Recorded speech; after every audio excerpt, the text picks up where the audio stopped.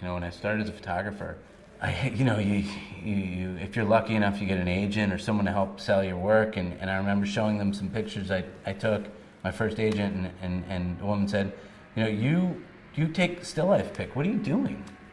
You take still life pictures. I'm spending all this time trying to convince people that you're a great still life photographer. And now you're showing me a landscape or whatever. I showed a portrait.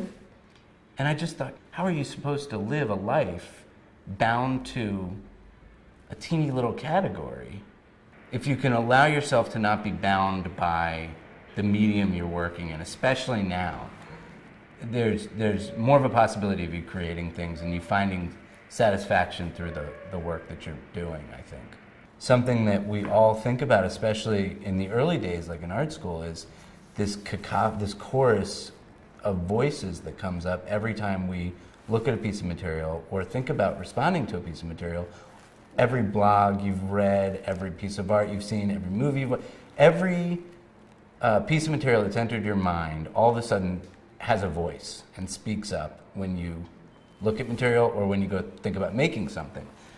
A lot of my focus in terms of my own development, I've noticed, is that I'm just trying to quiet the voices down that come up so that I can simply get to the point where I find my honest response to something.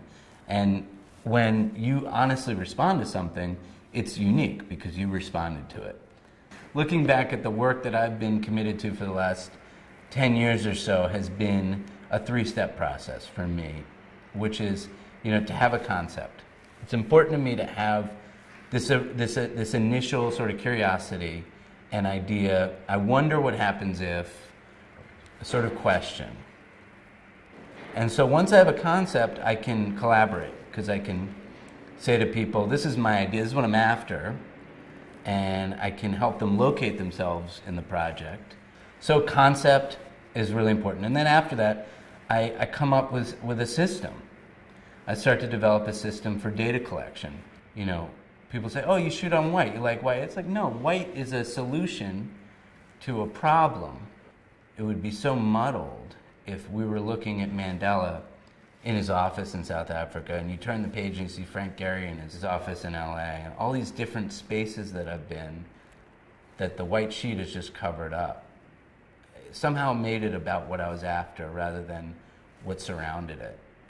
If I go out and I photograph, animals, and I decide I'm going to shoot 200 species all on white because I'm interested in our connectivity to the species rather than what separates us. And I'm interested in portraying that in a space that allows for the first time for a viewer to see everything they have to offer. Well, it's a lot harder if you're looking at the elephant in Africa, and I don't live in Africa. That all of these things separate us more. So that's the sort of stage two, is a systematic collection of data and organization of data. So then I could say, well, in a book you want to have the singular experience, so each person has their own interview. In the film I can create the larger conversation. I can have a group of other films in an app that could be individual 5-minute films, and I can create these multiple entry points.